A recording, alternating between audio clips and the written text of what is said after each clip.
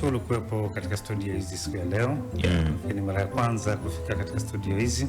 Karibu sana. Nashukuru sana kupata nafasi ya kuzungumza na Watanzania kupitia studio ya Mjini FM 92.5 Mjini FM. Asante. La kwanza ni kwamba dawa asili sio ushirikina. Wala tiba asili sio ushirikina.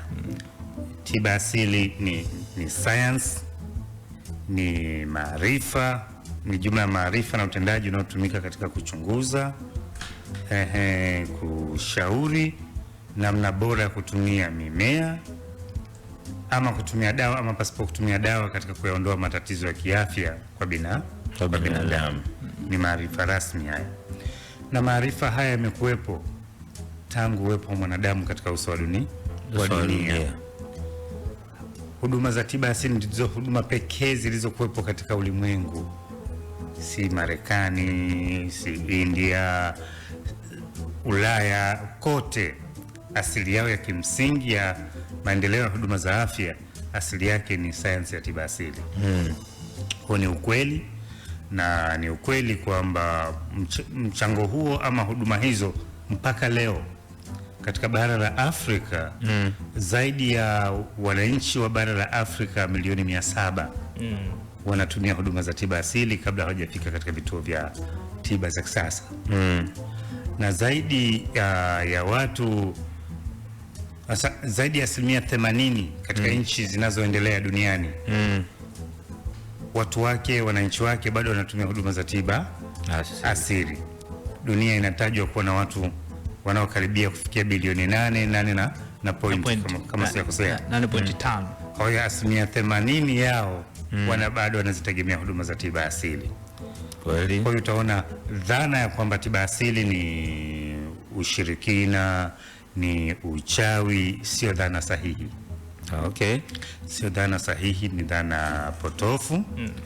Na dhana potofu hii kwa nchi zetu hizi, hususan nchi yetu ya Tanzania na baadhi ya nchi zinazotuzunguka, ni ule kasumba ya kikoloni na ukoloni mambo leo ndio uliotuathiri. Wengi walichukulia kwamba kama hukutibiwa hospitali kwenye vituo vya afya vilivyopo, basi yeyote aliyefanya kinyume cha hivyo alipewa majina yote mabaya.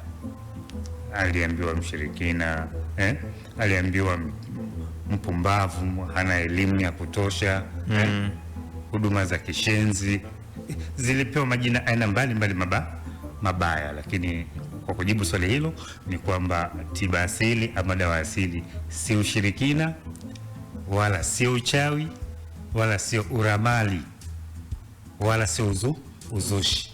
Ni sayansi, na dunia sasa inazungumza maendeleo makubwa na mahitaji makubwa ya kuendelezwa huduma za tiba asili zinazohusisha dawa, utaalamu na mazingira yanayotolea huduma.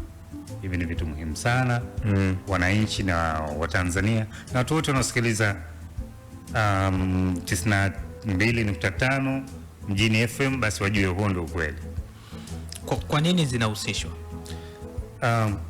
La kwanza ni ukosefu wa elimu ya kutosha, taarifa sahihi kuhusu tiba asili.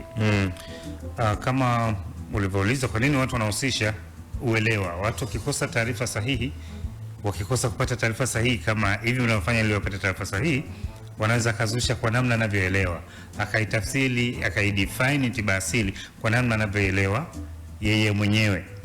Lakini sasa kwa mujibu wa Shirika la Afya Duniani kwamba tiba asili ni jumla ya maarifa na utendaji unaotumika katika kuchunguza, kukinga ama kutibu, yani kushauri namna kuliondoa tatizo la kiafya kwa kutumia dawa ama pasipo kutumia dawa. Hiyo ndio tiba asili.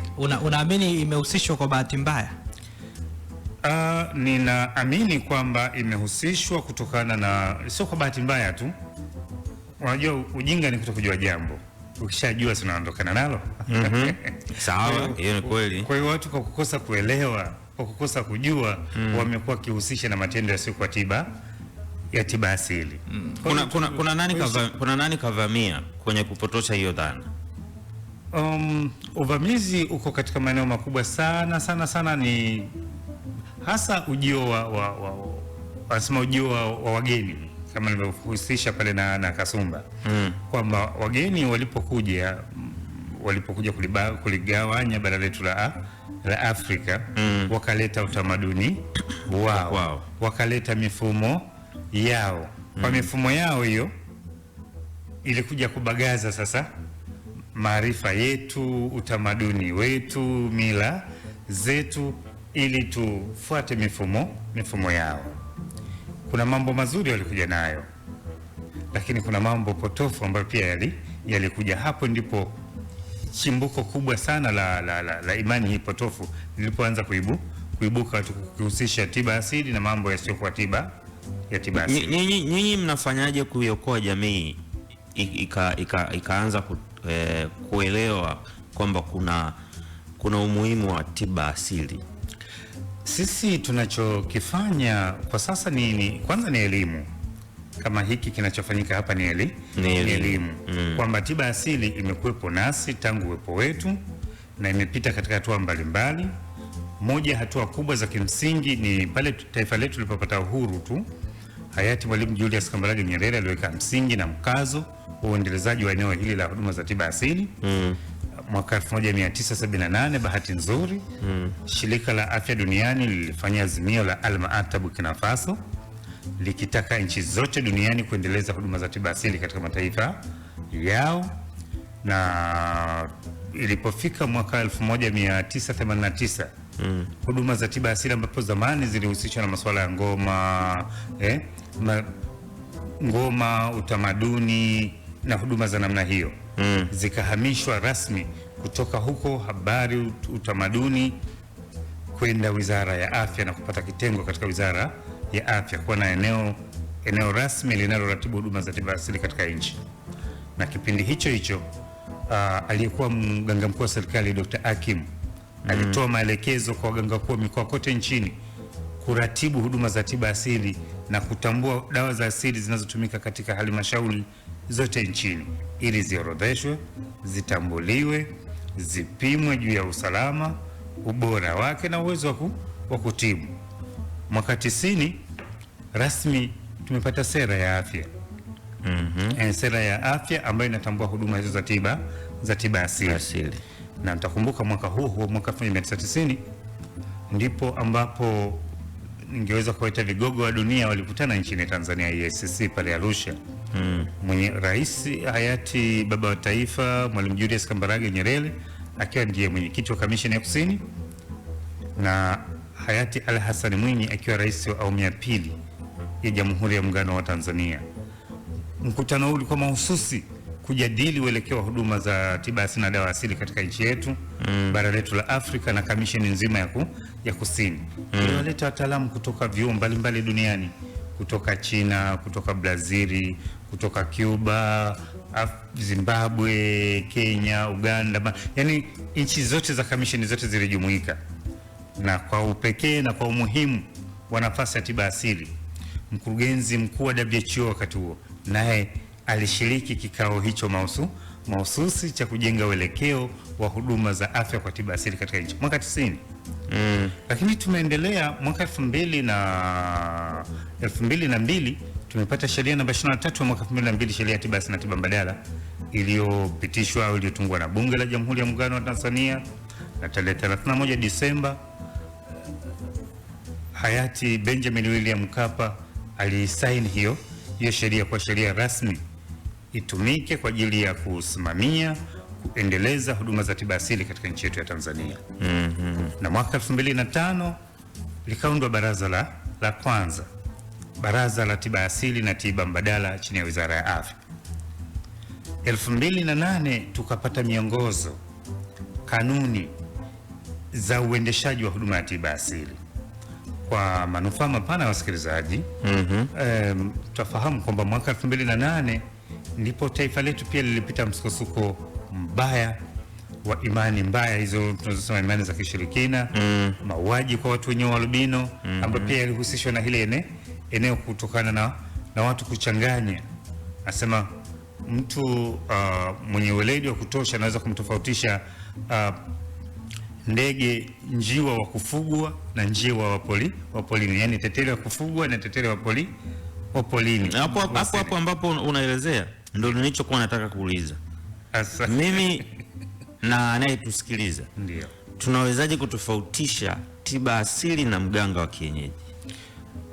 Nashukuru, hilo swali zuri kabisa. Nitaomba nijazie hapa, lakini niruhusu kidogo nimalizie kile kipengele muhimu. Sawa, hamna shida. Taifa lilikuwa limekumbwa na hayo mauaji ya imani za kishirikina kwa watu wenye ualbino. Hali hii ilipelekea msukosuko mkubwa, zikatungwa mpaka tume kura za maoni za wananchi kwa ajili ya kupata nani hasa wanafanya vitendo hivi. Kutokana na mjadala mkubwa na kukua, ilipofika mwaka 2010 tarehe 24 mwezi wa 9, huyu aliyekuwa waziri mkuu wa Jamhuri ya Muungano wa Tanzania Mheshimiwa Mizengo Kayanza Peter Pinda, kwa niaba yake zoezi lilifanywa na Bi Blandina Nyoni aliyekuwa katibu mkuu Wizara ya Afya, kuzindua zoezi la urasimishaji wa huduma ya tiba asili. Sasa urasimishaji wa huduma ya tiba asili ndio unatenganisha kwanza kwa sheria kati ya mganga wa kienyeji na mganga wa tiba asili, ambapo sasa tarehe 25 mwezi wa 3 mwaka huu Mheshimiwa Waziri wa Afya amefuta neno mganga wa tiba asili au mganga wa kienyeji kwa baadhi ya dhana zilizokuwa zikipokelewa na kutafsiri eneo hili kwamba huyu sasa ni mtaalamu wa tiba asili, sio mganga wa kienyeji. Sasa namna ya kutofautisha ni matendo. Matendo na kutambuliwa. Mtaalamu wa tiba asili ni mtu yeyote ambaye amepata usajili, amesajiliwa rasmi, ametambuliwa na kijiji chake, mtaa, kata, wilaya, mkoa na Wizara ya Afya, na kupata certificate inayompa ithibati ya kutoa huduma ya tiba asili. Na ndio ile ukienda ukuta amebandika ukutani pale na leseni zake nini? Ziko vitambulisho vile vyote vinatoka viwepo kwamba amesajiliwa na Baraza la Tiba Asili, maana ameruhusiwa kutoa huduma ya tiba asili. Yule aliyosajiliwa anapiga ramli? Haruhusiwi kupiga ramli, kwa sababu ramli sio sehemu ya uchunguzi ama sio sehemu ya vipimo katika eneo la tiba asili. Haruhusiwi kabisa kupiga ramli. Haruhusiwi kutolea huduma katika nyumba za kulala wageni. Haruhusiwi kushauri kutumia viungo vya binadamu kama sehemu ya matibabu. Haaminiki kwamba huyu anayetoa huduma ya tiba asili anaweza akadai malipo ya kingono kama sehemu ya malipo ya huduma aliyoitoa. Kuku vipi? Kuku inawezekana. Inawezekana kwa sababu ni thamani, umeona, wala ile sio kuku yuko. Kinachomponza kuku ni rangi yake. Okay, ili swali lako zuri. Kwa nini kuku? Na hili nafikiri napaswa kuwa mada wakati mwingine. Unajua maisha yametoka mbali sana. Safari ya maisha ya binadamu na mapito ya binadamu ni ndefu. Kuna wakati hapa kuwepo na fedha zilitumiwa hizi nini tunaita simbi, ilitumika kuwa badala ya fedha. Lakini pia kulikuwa na mabadilishano kati ya bidhaa moja na bidhaa nyingine. Mazao. Yes, umeona. Mtu ana ng'ombe, anasema basi wewe mtanipa shamba. Wanabadilishana, wanauziana. Mtu ana kuku, anataka maharage, anapewa. Mtu ana sufuria, anapewa chumvi. Nimeyashuhudia. Kwa leta kuku ni kupe dawa. Umeona. Ikiwa ni makubaliano, gharama na namna ya malipo ni makubaliano kati ya mtaalamu na mpokeaji huduma. Ameambiwa kwamba mimi nilicho nacho nina kuku tu. Umeona? Fedha sina na nahitaji kupona. Na tatizo lako linatibika, na utaalamu wa kutoa dawa hiyo ya kuondoa hilo tatizo unayo, na unaridhia kupata kuku. Na sasa zamani watu walipewa tu kibaba cha unga mbali tu ya kuku. Wanaita lugha nyingine wanaita barter trade. Bonaventure. Naam. Umezungumza mengi na mimi nimekusikiliza, muda unakimbia kweli.